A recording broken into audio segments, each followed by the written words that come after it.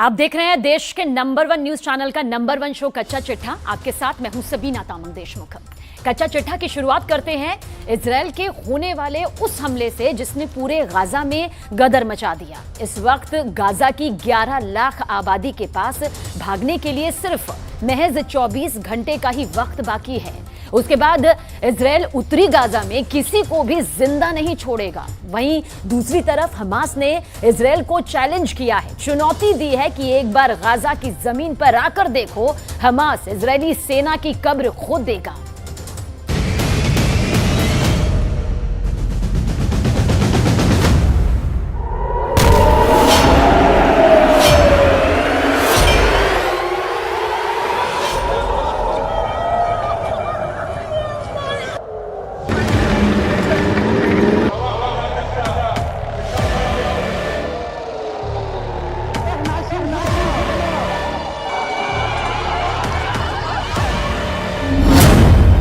Israel में युद्ध सरकार, हमास को दिया मृत्युदंड।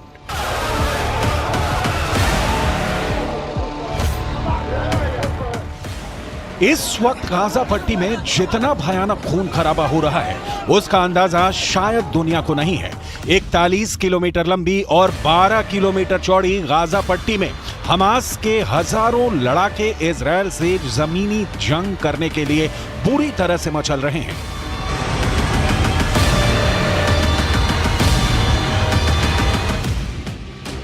ऐसा लग रहा है कि हमास चाहता है कि गाजा पट्टी में एक बार इजरायल के टैंक और पैदल सेना घुसे, फिर हमास और हिजबुल्लाह के लड़ाके मिलकर उनसे आखिरी जंग करें। तबाही और बर्बादी की तस्वीरों ने पूरी दुनिया को हिला दिया है। इजरायल और गाजा में 6000 से ज्यादा मौतों के बाद गाजा में भयानक चीखें और दर्द से भरी तस्वीरें दिख रही हैं। मटिया मेट इमारतें और मलबे से निकलती लाशें दिख रही हैं।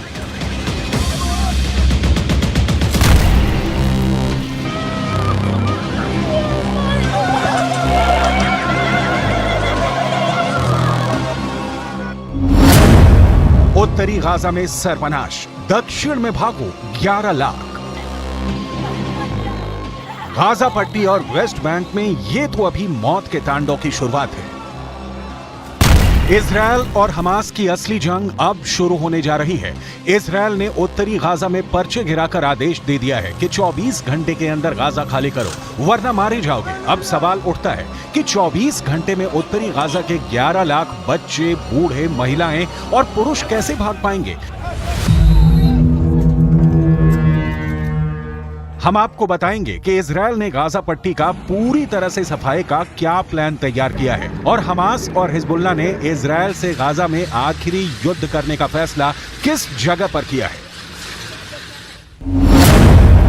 हमास हिजबुल्लाह का चैलेंज, हार जाएगा इजरायल। लेबनान का हिजबुल्लाह और गाजा में हमास इस वक्त इजरायल पर लगातार हमले कर रही हैं। हमास ने बंधक बनाए 13 और इजरायली नागरिकों को जान से मार दिया है। लेकिन इधर इजरायल और उत्तरी गाजा में जिस भयानक हमले को करने का फैसला किया है उससे गाजा के लोगों की रूह कांप गई है। आप इस एनिमेशन से समझ सकते हैं कि गाजा में इजरायल की आईडीएफ क्या करने जा रही है। इजरायल अपने 1 लाख सैनिकों, हजारों टैंक और सैकड़ों लड़ाकू विमानों के साथ गाजा के उत्तरी इलाके पर सबसे बड़ा हमला करने जा रहा है। दावे के मुताबिक इजरायल ने उत्तरी गाजा में रहने वाले 11 लाख गाजा निवासियों को दक्षिणी गाजा की तरफ तुरंत भागने का आदेश दे दिया है। उत्तरी गाजा से दक्षिणी गाजा की तरफ भागने के लिए सिर्फ 24 घंटे हैं। अगर उत्तरी गाजा के निवासी 24 घंटे में नहीं भाग पाए तो बहुत से लोग इजरायली हमले में मारे जाएंगे। इजरायल उत्तरी गाजा में मौजूद हमास के अड्डों का पूरी तरह से सफाया कर देना चाहता है। इसीलिए इजरायल के डिफेंस फोर्स ने उत्तरी गाजा में भयानक हमला करने का फैसला कर लिया है। इजरायल के इस हमले में टैंक से भयानक फायरिंग होगी, जबकि एयर स्ट्राइक से उत्तरी गाजा में मौजूद हमास के हर इमारत, कमांड सेंटर और अड्डों को इजरायल तबाह और बर्बाद कर देगा। यूएन ने इजरायल के इस फैसले को सबसे बड़ी मानवीय त्रासदी वाला फैसला बताया है। उत्तरी गाजा में सर्वनाश, दक्षिण में भागो 11 लाख।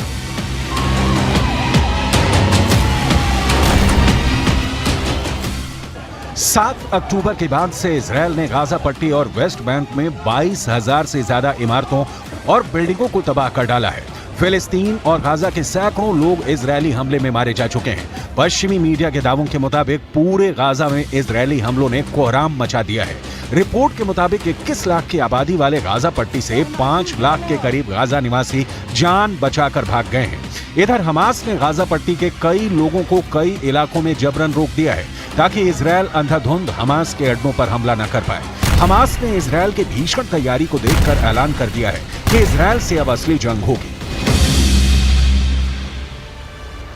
देखिए हमास के प्रवक्ता अबू उबैदा ने इजरायल और समर्थन करने वाले देशों को क्या धमकी दी है। हमास की मिलिट्री विंग ने कहा है कि वो गाजा में इजरायल के जमीनी हमलों से निपटने में माहिर है। हमास के मिलिट्री विंग कासेम ब्रिगेड के प्रवक्ता अबू उबैदा ने कहा कि हम अपने रक्षा के पहलुओं पर तैयारियों को फिर से दोहराते हैं, जमीन के जरिए दुश्मन पर कार्रवाई करेंगे। हमास नए घातक और खौफनाक विकल्पों को इस्तेमाल करने के लिए मजबूर हो रहा है, जिसकी वजह से इजरायल को बड़ा नुकसान होने वाला है। इजरायल जमीन पर हमास से नहीं जीत पाएगा। इन्नना कर्ररना अन नदअ हद्दन लिहादा फइन्नहु वमिन हादिहि अस्साअ नुअलिनु बिअन्न कुल्ल इस्तिहदाफिन लिअबनाइ शअबिना अलआमिनीन फी बुयूतिहिम दून साबिक़ इंज़ार सनुक़ाबिलुहु आसिफीन بإعدام رهينة من رهائن العدو المدنيين لدينا وسنبث ذلك مضطرين।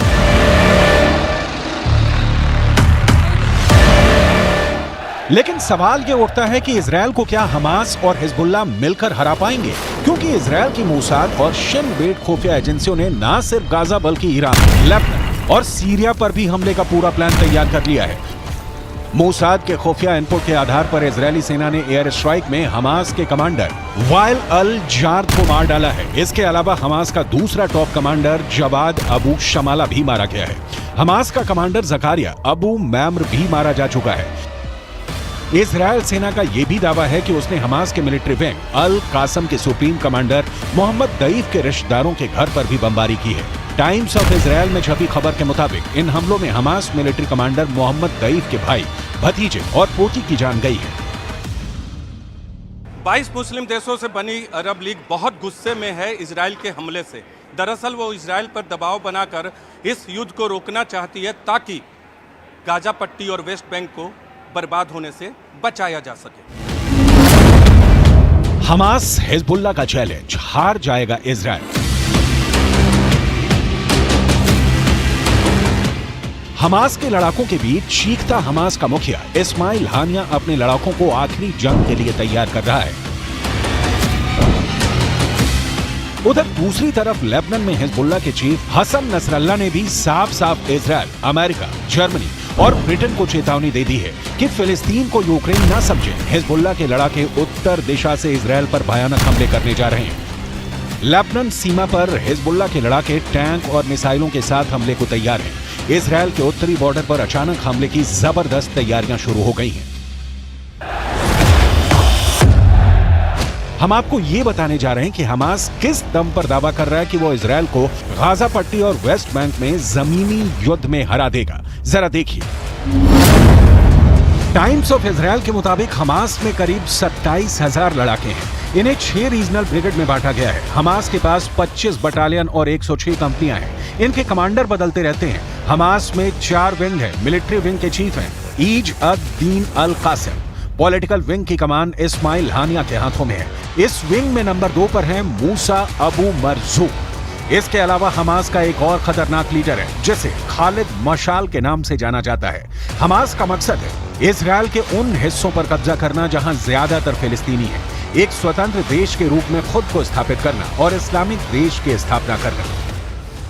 इजरायल ने गाजा पट्टी को पूरी तरह से बर्बाद करना शुरू कर दिया है। इजरायल ने हमास को कड़ी चेतावनी देते हुए कहा है कि गाजा को तब तक खाना पानी और बिजली सप्लाई नहीं मिलेगी जब तक कि हमास इजरायल के बंधकों को छोड़ नहीं देता। कुल मिलाकर इजरायल 24 घंटे में उत्तरी गाजा को पूरी तरह से रौंदने जा रहा है। अब देखते हैं कि इजरायल के इन हमलों का सामना हमास और उसके समर्थक कैसे करते हैं। हमास के आतंकियों ने गाजा पट्टी के अस्तित्व को ही संकट में डाल दिया। इजराइल के ऑपरेशन लोहे की तलवार ने गाजा में कहर ढा दिया। इजराइल ने हमास से बदले की बेहद सटीक और सधी हुई ये पूरी प्लानिंग की। इजराइल के वॉर रूम में इस वक्त भी देश के 5 बड़े चेहरे फैसला ले रहे हैं जो अपने आप में बेहद खास होंगे। इजराइल के इन 5 पांडवों के कंधे पर ही पूरे इजराइल की जिम्मेदारी है इस वक्त।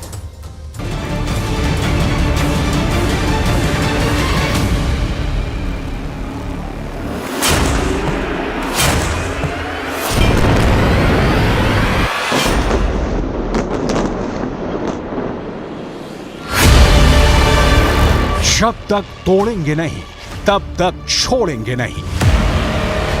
कसम देश की खाते हैं, हमास का नाश करके ही मानेंगे। गाजा पट्टी में दिया जलाने वाला नहीं बचेगा। दिवाली के पहले गाजा का नाश निश्चित। 41 किलोमीटर में 41,000 बम बरसाएगा इजराइल।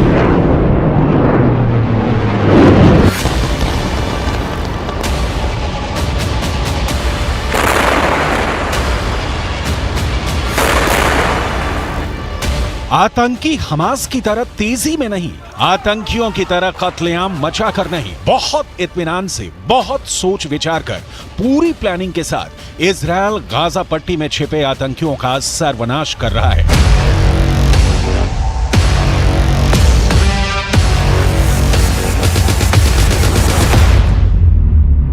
इस सर्वनाश की स्क्रिप्ट इजराइल के 5 टॉप लीडर्स ने लिखी है। इन 5 चेहरों ने हमास के अंतिम आतंकी के जिंदा रहने तक हमले की डिटेल रिपोर्ट तैयार की है। लिहाजा गाजा को मिट्टी में मिला देने वाले हमले से इतर आज 5 चेहरों की डिटेल आपको दिखाते हैं। इजराइल की हिफाजत की जिम्मेदारी इन्हीं 5 कंधों पर है, जो सीधे प्रधानमंत्री बेंजामिन नेतन्याहू को रिपोर्ट करते हैं, जिनके एक आदेश पर इजराइल से गिरी मिसाइल हमास के अस्तित्व को मिटा रही है।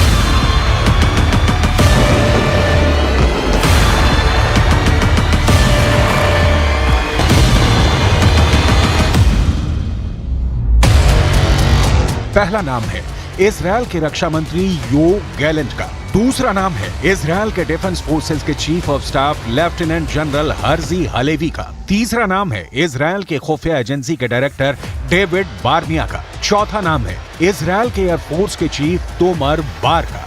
और 5वां नाम है विपक्षी दल के नेता बेनी गैंट्स का, जिन्होंने वर्तमान सरकार के साथ सारे मतभेद भुलाकर युद्ध कैबिनेट का गठन किया है। रणनीति, कूटनीति, हमला और उसका तरीका, इजराइल के इन 5 शहरों पर ही टिकी है हमास के विनाश की संपूर्ण कहानी। आपको एक एक कर इन 5 चेहरों की पहचान, इनकी जिम्मेदारी और इनके एक्शन की डिटेल दिखाएंगे। लेकिन उससे पहले इजराइल में गठित युद्ध कैबिनेट क्या है, समझ लेते हैं। मुसीबत में इजराइल के लोग और इजराइल की सियासत बिल्कुल एकजुट है। युद्ध कैबिनेट इसकी मिसाल है। दरअसल विपक्षी नेता ने नेतन्याहू सरकार से सारे अपने मतभेद भुला दिए हैं ताकि हमास के खिलाफ युद्ध में सियासत कोई खलल पैदा न करे।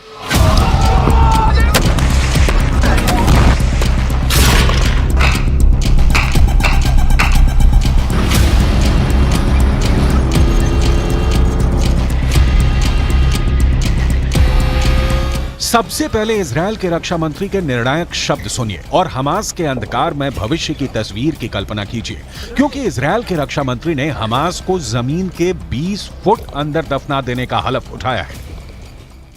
אנחנו נשנה את פני המציאות ברצועת עזה 50 שנה קדימה. מה שהיה הוא לא מה שיהיה. אנחנו נפעל במלוא העוצמה. אני מבקש מאזרחי ישראל להתאזר בסבלנות, לגבות את צה"ל ואת כוחות הביטחון. यो गैलेंट पिछले साल यानी 2022 से इजराइल के रक्षा मंत्री हैं। इससे पहले यो गैलेंट आर्मी में इजराइल के दक्षिणी कमांड के हेड थे। आर्मी बैकग्राउंड होने के कारण यो गैलेंट का काम और आसान हो जाता है। हमास के आतंकियों की टेक्निक और उनके हमले की क्षमता से इजराइल के रक्षा मंत्री परिचित हैं। इसलिए इनकी रणनीति जमीन पर कारगर दिख रही है। इजराइल के रक्षा मंत्री के साथ कंधे से कंधा मिलाकर काम करने वाले हैं इजराइल का इस वक्त दूसरा सबसे अहम चेहरा, आर्मी चीफ का।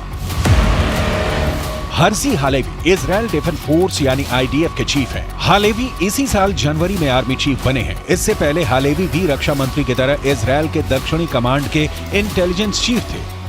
על המתקפה המתועבת הזו החליט יחיא סינואר, הריבון ברצועת עזה, ולכן הוא וכל המערכת שתחתיו הם בני מוות. אנחנו נתקוף אותם, אנחנו נפרק אותם, נפרק את המערכת שלהם. यो गैलेंट हर्जी हालेवी के साथ हमास के खात्मे की स्क्रिप्ट जिसने तैयार की है उसका नाम है डेविड बार्निया।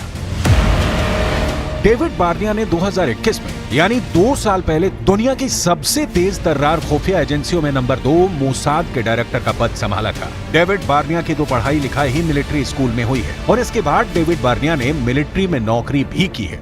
यो गैलेंट, हर्जी हालेवी और डेविड बार्निया इन तीनों के अलावा और 2 चेहरे हैं जिन्होंने युद्ध में इजराइल की बागडोर संभाल रखी है, लेकिन इन 2 चेहरों की जिम्मेदारी और एक्शन की डिटेल आगे दिखाएंगे। उसके पहले इजराइल ने हमास के द एंड की जो प्लानिंग की है उसे समझना बहुत जरूरी है। असल में अब तक गाजा पट्टी पर हमले के लिए इजराइल अपनी मिसाइलों का इस्तेमाल कर रहा है। इजराइल की एयरफोर्स अपनी तकनीक और हमले के लिए स्ट्रेटजी के लिए जाना जाता है, लेकिन अब इजराइल का फैसला दिख रहा है कि वो अब गाजा पर सिर्फ आसमानी हमले नहीं बल्कि हमास के खिलाफ जमीनी हमले की तैयारी शुरू कर दी है। इजरायली सेना के मुताबिक गाजा में हमले के लिए उसने अपने हजारों सैनिकों को तैयार कर दिया है। ग्राफिक्स के जरिए समझिए कि इजराइल ने किस तरह के अटैक का प्लान तैयार किया है। इजराइल में ये वो इलाका है जिसे इजराइल ने मिलिट्री जोन घोषित कर दिया है और इस इलाके को खाली करा लिया गया है, यानी इस जोन में अब किसी इजरायली नागरिक को रुकने की इजाजत नहीं है। उन्हें बसों में भरकर सुरक्षित जगहों पर पहुंचाया गया है और अब यहाँ सिर्फ और सिर्फ सेना के जवान मौजूद हैं और उनके साथ उनके मिलिट्री इक्विपमेंट्स हैं, हैवी मिलिट्री इक्विपमेंट्स। इजराइल की सेना ने अपने 10,000 से ज्यादा सैनिक बॉर्डर पर तैनात कर दिए हैं जो गाजा में जमीनी हमले करने के लिए सरकार के फैसले का इंतजार कर रहे हैं और सरकार का फैसला आते ही हमास के लड़ाकों पर टूट पड़ेंगे। इजराइल के बॉर्डर पर जो जवान तैनात हैं, उनकी संख्या की पूरी डिटेल इजराइल ने जारी नहीं की है, लेकिन हमास ने जिस तरह से जल, थल और नभ से एक साथ हमला किया है, उसे देखते हुए इजराइल भी हर दिशा से हमला करने की तैयारी में है। गाजा की वो पहले ही नाकेबंदी कर चुका है। अब समझने की कोशिश करते हैं कि इस वक्त इजराइल की सेना किस तरीके से काम कर रही है। तो सबसे पहले ये जानना जरूरी है कि इजराइल में फ्रंट लाइन पर जो खड़े होते हैं वो इजरायली आर्मी यानी IDF के जवान। इनके पीछे होती है रिजर्व फोर्स जो बॉर्डर के जवानों को कवर फायर देती है। इन दोनों के पीछे होते हैं अगर जरूरत पड़े तब पैरामिलिट्री के जवान और उसके बाद आती है इजराइल की तेज तर्रार पुलिस और इन सबको जानकारी पहुंचाने का काम करती है मोसाद। अब की बार जिसके फेल होने पर युद्ध शुरू हो गया है। आपको आगे दिखाएंगे कि इजराइल की कुल मिलिट्री ताकत कितनी है, लेकिन उसके पहले वो 2 नाम जिन्होंने इजराइल की सुरक्षा की शपथ ली है। चौथे नंबर पर है इजराइल एयरफोर्स के चीफ मेजर जनरल तोमर बार। एयरफोर्स के चीफ बनने से पहले तोमर बार इंटेलिजेंस डायरेक्टोरेट में काम करते थे। इजराइल एयरफोर्स के चीफ मेजर जनरल तोमर बार ने ही सबसे पहले हमास के खिलाफ मिसाइलें मारने का ऑर्डर पास किया। तोमर बार को इस बात का दुख है कि उनकी सेना को रिस्पॉन्स करने में देर लगी, लेकिन अब तोमर बार के एक्शन बता रहे हैं कि वो कितने क्रोध में हैं।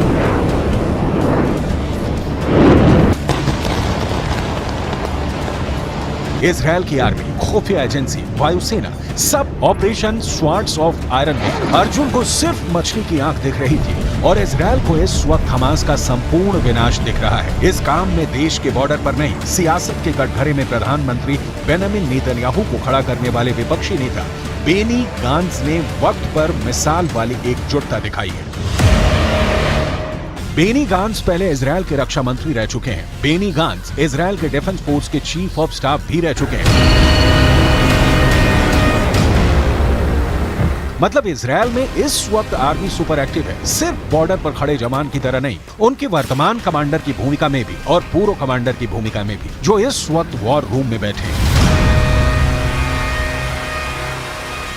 इजराइल का डिफेंस फोर्स हमास के हमले को रोकने में नाकामयाब रहा।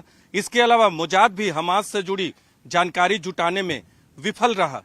यही नहीं, एयरफोर्स भी हमास के हमले को नहीं रोक पाया। लेकिन अब इन 3 प्रमुख एजेंसियों के प्रमुख वॉर रूम में गाजा पट्टी पर बम बरसाने की रणनीति बनाने में जुटे हुए हैं और लगातार गाजा पट्टी पर बम बरसाया जा रहा है। गाजा पट्टी एक ऐसा प्रेशर कुकर बनता जा रहा है जो अगर फटा तो पूरा अरब इसकी चपेट में आ सकता है, इसमें कोई शक नहीं। एक तरफ आज अमेरिका के विदेश मंत्री जॉर्डन की राजधानी में मौजूद थे, तो वहीं दूसरी तरफ उसी जॉर्डन की राजधानी में हजारों लोग इजरायल के खिलाफ सड़कों पर उतरे हुए थे। तुर्की, इजिप्ट और इराक में भी लोग सड़कों पर उतर आए। आधी दुनिया गाजा पट्टी के नाम पर उबल रही है। गाजा के चलते हालात लगातार बिगड़ते जा रहे हैं।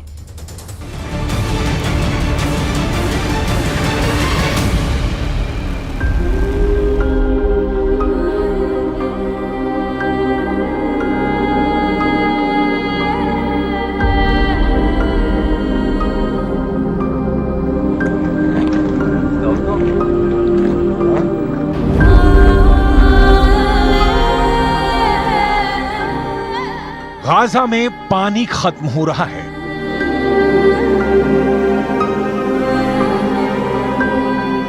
गाजा में खाना खत्म हो रहा है।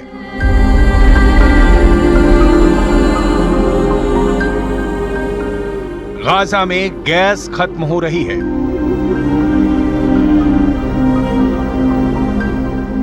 गाजा में बिजली खत्म हो चुकी है।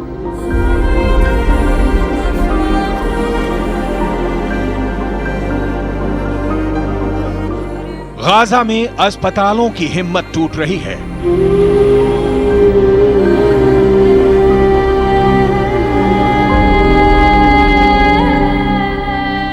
गाजा के मुर्दा घरों में लाशें ही लाशें हैं। गाजा एक ऐसा नरक बन चुका है जिसमें 20 लाख से ज्यादा लोग बेचैन, बदहवास और परेशान हैं।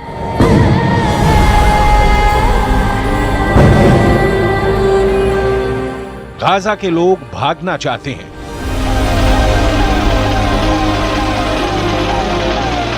लेकिन आखिर भाग कर जाएं कहां?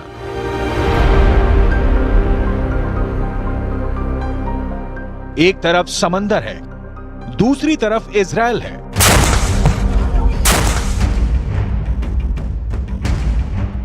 और तीसरी तरफ इजिप्ट है, जिसने अपनी सीमाओं को बेहद सख्ती से बंद कर दिया है। पीने के लिए अब समंदर का नमकीन पानी है। खंडहर बनते जा रहे गाजा का तापमान बढ़ता जा रहा है।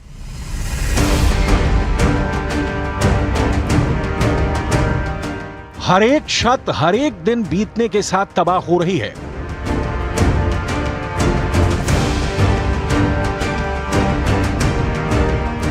और इस खतरनाक तबाही से भी ज्यादा तबाही इजरायल के लड़ाकू विमानों के बम बरसा रहे हैं।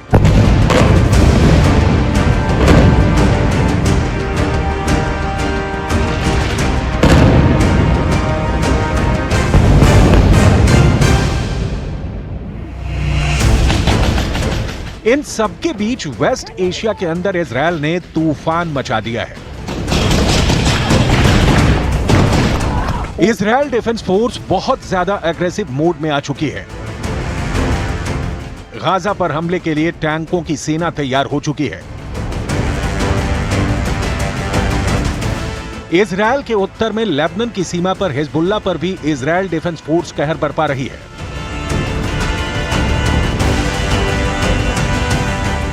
और उत्तर में ही मौजूद सीरिया के बॉर्डर पर भी इजरायल मुंह तोड़ जवाब दे रहा है।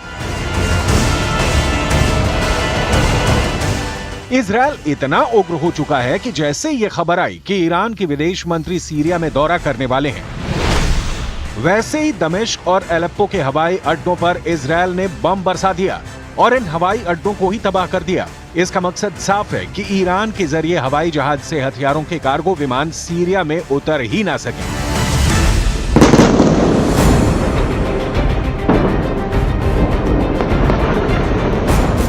क्या वर्ल्ड वॉर शुरू हो चुका है? इस सवाल का जवाब बहुत सारे एक्सपर्ट्स हां में भी देने लगे हैं। लेकिन इस वर्ल्ड वॉर की धुरी गाजा पट्टी बन जाएगी, इसका अंदाजा किसी को नहीं था।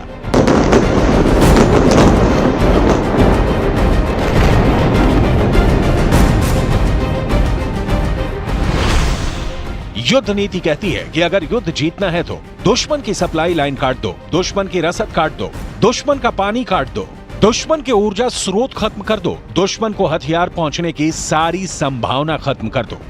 यही वजह है कि 1 हफ्ते के करीब होने को है और गाजा के अंदर अब सारे सप्लाई रूट बंद हो चुके हैं। गाजा के अंदर इस वक्त के हालात ये हैं कि फिलिस्तीन के अरबी भाषा के अखबारों के मुताबिक गाजा में दवा की कमी 44% हो चुकी है, गाजा में बिजली की कमी 80% हो चुकी है। गाजा के अंदर 20% बिजली अभी तक जनरेटर से पैदा हो रही थी, लेकिन ईंधन की कमी की वजह से अब जनरेटर भी बंद होने लगे हैं और इसकी वजह से गाजा के अस्पतालों में इलाज में भी दिक्कत आ रही है, क्योंकि वहां बिजली की आपूर्ति में कठिनाई हो रही है। गाजा के अस्पतालों में नाकेबंदी की वजह से चिकित्सा उपकरणों की कमी 33% तक हो चुकी है। अस्पतालों के ब्लड बैंक में खून तेजी से खत्म हो रहा है। अब सवाल ये उठता है कि आखिर गाजा में मौजूद 20 लाख से ज्यादा लोग क्या करेंगे। जाहिर सी बात है कि इजिप्ट की सरकार की तरफ से कूटनीतिक बयान ये आया है कि लोग गाजा पट्टी को नहीं छोड़ें, क्योंकि अगर गाजा खाली हो गया तो इजराइल जमीन पर कब्जा कर लेगा और फिर उनको वो जमीन वापस नहीं मिल पाएगी। ऐसे में अगर गाजा के लोग जहां हैं वहीं रहेंगे तो जाहिर सी बात है कि फिर ये गाजा के लोग या तो ह्यूमन शील्ड बनेंगे, यानी मानव कवच बन जाएंगे, जिसका इस्तेमाल या तो हमास के लड़ाके करेंगे या फिर ये लोग भी युद्ध में शामिल हो सकते हैं। इस आशंका से इनकार नहीं किया जा सकता है कि हमास गाजा के लोगों को भी युद्ध लड़ने के लिए मजबूर कर दे। मैं इस वक्त इजराइल के जेरौत में हूं। दरअसल खून इजराइल में भी बह रहा है और गाजा में भी, लेकिन असल खूनी खेल तब खेला जाएगा जब इजराइल की सेना गाजा शहर में पहुंचेगी और वहां दोनों पक्षों की तरफ से शहरी युद्ध होगा, यानी गुरिल्ला वॉर होगा गाजा शहर के शहरी इमारतों में। दूसरे विश्व युद्ध में ऐसा ही रूस के अंदर लेनिनग्राद और बर्लिन में भी हुआ था। ये एक अर्बन वॉरफेयर था जिसमें लेनिनग्राद और बर्लिन के अंदर इमारतों के अंदर से खूनी जंग लड़ी जा रही थी।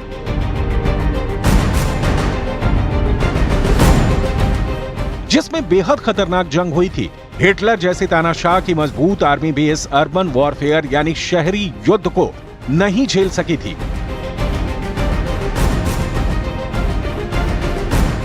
और कुछ ऐसा ही युद्ध अब गाजा के अंदर होने जा रहा है।